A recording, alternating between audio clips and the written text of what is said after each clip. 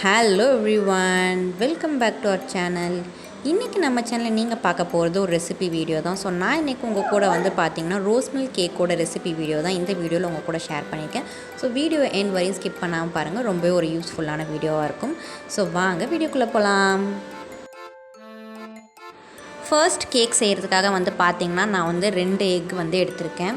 So 1/2 kg கேக்குன்றதுனால நான் 2 முட்டை எடுத்திருக்கேன். ஒருவேளை நீங்கள் 1 kg கேக் பண்ண போகிறீங்க அப்படின்னா அதுக்கு உண்டான மெஷர்மெண்ட்ஸையும் இந்த வீடியோலேயே நான் சொல்கிறேன். நீங்கள் 1 kg கேக் பண்ணுறதா இருந்தால் நீங்கள் 3 முட்டை எடுத்துக்கலாம். ஸோ கரெக்டாக இருக்கும். ஸோ நான் இன்றைக்கி பார்த்திங்கன்னா ஒரு 1/2 kg கேக் தான் ப்ரிப்பேர் பண்ண போகிறேன். ஸோ ஃபர்ஸ்ட்டு பீட்டரை வச்சு நான் என்னோடய எக்கை நல்லா பீட் பண்ணி எடுத்துக்கிறேன். ஸோ இந்த அளவுக்கு எக்கை நல்லா பீட் பண்ணதுக்கு அப்புறமேட்டு பார்த்திங்கன்னா நான் இதில் சுகர் ஆட் பண்ணிக்கிறேன். ஸோ 120 கிராம்ஸ் அளவுக்கு நான் அதில் சுகர் ஆட் பண்ணியிருக்கேன். ஸோ ஒன்ஸ் இதை நல்லா இந்த மாதிரி லைட்டாக மிக்ஸ் பண்ணி விட்டுட்டதுக்கு அப்புறமேட்டு நீங்கள் உங்களோட பிளெண்டரை ஸ்டார்ட் பண்ணுங்கள். ஸ்லோ ஸ்பீட்லேருந்து தான் ஹை ஸ்பீட் போகணும். எடுத்த உடனே ஹை ஸ்பீட் போனீங்கன்னா மேலெல்லாம் தெரிக்கும். ஸோ எப்போவுமே நீங்கள் பிளெண்டரை ஸ்டார்ட் பண்ணுறீங்க அப்படின்னா ஸ்லோ ஸ்பீட்லேருந்து ஸ்டார்ட் பண்ணிக்கோங்க. ஸோ இந்த முட்டை பார்த்திங்கன்னா நல்லா ஒரு ஃபோமி கன்சிஸ்டன்சியில் வர வரையும் நீங்கள் பீட் பண்ணணும். ஸோ இந்த மாதிரி வந்ததுக்கு அப்புறமேட்டு நான் இப்போது என்னோடய ட்ரை இன்க்ரீடியன்ஸ் எல்லாத்தையும் நான் ஆட் பண்ணிக்க போகிறேன். ஸோ சேம் 120 கிராம் அளவுக்கு நான் மைதா எடுத்துருக்கேன். ஸோ நீங்கள் ஈவன் வீட் கூட யூஸ் பண்ணிக்கலாம். இதில் பார்த்திங்கன்னா ஒரு 1/2 டீஸ்பூன் அளவுக்கு பேக்கிங் சோடாவும் 1 டீஸ்பூன் அளவுக்கு பேக்கிங் பவுடரும் ஆட் பண்ணி நல்லா சலிச்சு எடுத்துக்கிறேன். இந்த மாதிரி நல்லா சலிச்சு எடுத்துக்கிட்டதுக்கு அப்புறமேட்டு நான் ஒரு நல்ல ஸ்பேச்சுலா வச்சு கட் ஃபோல்டிங் மெத்தடில் இதை மிக்ஸ் பண்ணி விட்டுக்கிறேன். ஸோ நீங்கள் ஒயர் விஸ்கோ இல்லை எலக்ட்ரிக் பீட்ரோ வச்சு நீங்கள் இதை மிக்ஸ் பண்ணிங்க அப்படின்னா இது ரன்னி கன்சிஸ்டன்சியில் ஆகிடுச்சுன்னா உங்களோட கேக் அவ்வளோ நல்லா வராது, ரொம்ப வேகிறது கஷ்டமாக இருக்கும். ஸோ அந்த ஃபோமி கன்சிஸ்டன்சிலே மெயின்டைன் பண்ணுங்கள். நான் அதுக்கு தான் இந்த மாதிரி ஸ்பேச்சுலா வச்சு கட் ஃபோல்டிங் மெத்தடில் உங்களை மிக்ஸ் பண்ண சொல்கிறேன். ஸோ இந்த ஸ்டேஜில் பார்த்திங்கன்னா நான் ஒரு 30 ml அளவுக்கு வெஜிடபிள் ஆயில் எடுத்திருக்கேன். ஸோ நீங்கள் ஈவன் மெல்டட் பட்டர் கூட யூஸ் பண்ணிக்கலாம். ஸோ உங்களோட இஷ்டம் தான். ஸோ இதையும் நல்லா மிக்ஸ் பண்ணி விட்டுட்டதுக்கு அப்புறமேட்டு பார்த்திங்கன்னா ஓரங்களில் இருக்கிற அந்த ட்ரை இன்க்ரீடியன்ஸ்லாம் எல்லாத்தையும் இந்த மாதிரி மிக்ஸ் பண்ணி விட்டுருங்க. நெக்ஸ்ட்டு பார்த்திங்கன்னா நான் 1 டேபிள் ஸ்பூன் அளவுக்கு ரோஸ் எசன்ஸ் எடுத்திருக்கேன். ஸோ இன்றைக்கி நான் செய்ய போகிறது ரோஸ் மில்க் கேக் அப்படின்றதுனால நான் வெனிலா எசன்ஸ் எடுக்காமல் ரோஸ் எசன்ஸ் எடுத்திருக்கேன்.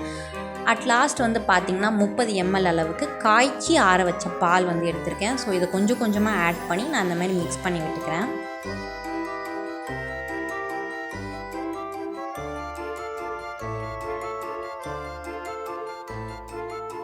ஸோ இருக்கிற எல்லா பாலையும் ஊற்றி அட் லாஸ்ட் ஒன்ஸ் மிக்ஸ் பண்ணிடலாம்.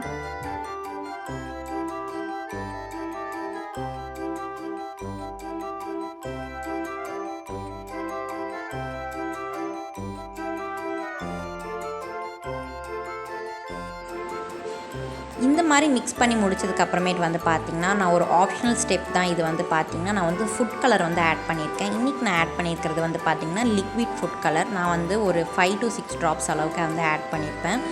ஸோ இது பார்த்திங்கன்னா டார்க் பிங்க் கலர் தான். ஸோ எனக்கு லைட்டாக கலர் வந்தால் போதும் அப்படின்றதுக்காக தான் நான் ஆட் பண்ணியிருக்கேன். உங்களுக்கு கலர் வேண்டாம் அப்படின்னு நினச்சிங்கனாலும் அது உங்களோட ஒரு ஆப்ஷன் தான். ஸோ நான் எனக்கு கலர் ஆட் பண்ணால் இன்னும் பார்க்குறதுக்கு ரொம்ப என்ஹான்ஸ்டாக என்னோடய கேக் இருக்கும் அப்படின்றதுக்காக நான் ப்ரிப்பேர் பண்ணிகிட்ருக்கேன். ஸோ இந்த கேக் நான் என்ன அக்கேஷனுக்காக ப்ரிப்பேர் பண்ணேன் அப்படின்னு பார்த்திங்கன்னா எங்களோட என்கேஜ்மெண்ட் ஆனிவர்சரி செலிப்ரேஷனுக்காக நான் ப்ரிப்பேர் பண்ணிகிட்ருக்கேன். ஸோ இந்த கேக்கோட அவுட்லுக் ஆல்ரெடி ஸ்டார்டிங்லேயே பார்த்துருப்பீங்க.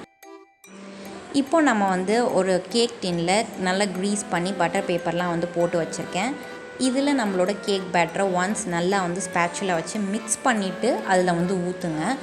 நீங்கள் மிக்ஸ் பண்ணாமல் ஊற்றுனீங்கன்னா அந்த ஹேர் பபிள்ஸ்லாம் அப்படியே இருக்கும். மிக்ஸ் பண்ணிவிட்டு ஊற்றுனீங்கன்னா உங்கள் கேக் நல்லா ஸ்பாஞ்சியாக நீங்கள் கடையில் வாங்குற மாதிரியே இருக்கும். நீங்கள் மிக்ஸ் பண்ணாமல் ஊற்றுனீங்கன்னா அந்த ஹேர் பபிள்ஸ்லாம் அங்கங்கே நடுவில் ஒரு பெரிய பெரிய கேப்பாக தெரியும். ஸோ அந்த மாதிரி தெரியாமல் இருக்கணும் அப்படின்னா நீங்கள் ஒன்ஸ் நீங்கள் கேக் பேட்டர் டின்னுக்குள்ளே ஊற்ற போகிறீங்கன்னா மிக்ஸ் பண்ணிவிட்டு ஊற்றுங்க. நீங்கள் லாஸ்ட்டாக அவனுக்குள்ளே வைக்க போகிறதுக்கு முன்னாடி உங்கள் கேக் பேட்டரை நல்லா டேப் பண்ணிவிட்டு வைங்க. ஸோ அவ்வளோதான், கேக் நல்லா பேக் ஆகி ரெடி ஆகிடுச்சு. நான் பேக்கிங் டைம் எல்லாத்தையுமே பார்த்திங்கன்னா உங்களுக்கு ஸ்க்ரீனில் கொடுக்குறேன். ஸோ எவ்வளோ டிகிரி பேக் பண்ணேன் அப்படின்றதெல்லாம். ஸோ சூப்பராக பேக் ஆகி வந்திருக்கு. ஸோ இப்போ நம்மளோட கேக்கோட அந்த உள்ளே இருக்கிற கலர் அந்த ஸ்பாஞ்சினஸ் எப்படி இருக்குது அப்படின்றத காட்டுறதுக்காக தான் ஸ்லைஸ் பண்ணி உங்களுக்கு வந்து காமிக்கிறேன். ஸோ எக்ஸாக்டாக எவ்வளோ ஸ்பாஞ்சினஸாக வந்திருக்குன்னு பாருங்கள் இந்த ஸ்பாஞ்ச் கேக்கு. ஸோ கலரும் நான் எதிர்பார்த்த மாதிரி லைட் பிங்க் கலரில் சூப்பராக வந்திருந்தது. ஸோ அவ்வளோதான் ஃப்ரெண்ட்ஸ். இந்த வீடியோ உங்களுக்கு பிடிச்சிருக்கு அப்படின்னா மறக்காமல் சேனலை சப்ஸ்கிரைப் பண்ணிக்கோங்க. ஸோ இதே மாதிரி நிறைய கேக் ஃபோட்டோஸ் அண்ட் வீடியோஸ் பார்க்கணும் அப்படின்னு நினச்சிங்கன்னா என்னோடய இன்ஸ்டாகிராம் ஐடியை நான் கீழே தரேன். ஸோ கண்டிப்பாக ஃபாலோ பண்ணிக்கோங்க. நான் உங்களை இன்னொரு நல்ல வீடியோவோட நல்ல கண்டென்ட்டோடு பார்க்க வரேன். ஸோ அன்டில் தென் பாய்.